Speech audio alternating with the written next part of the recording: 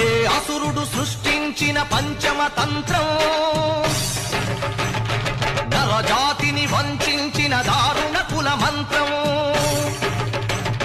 నరకబడిన శంభూకుని శిరం సాక్షిగా, తెగిపడిన ఏకలవ్య బొటన వేలు సాక్షిగా, ముంతల చీపురుల మన దీనగతం సాక్షిగా, ప్రశ్నించిన ప్రతి చోట మహారక్త క్షేత్ర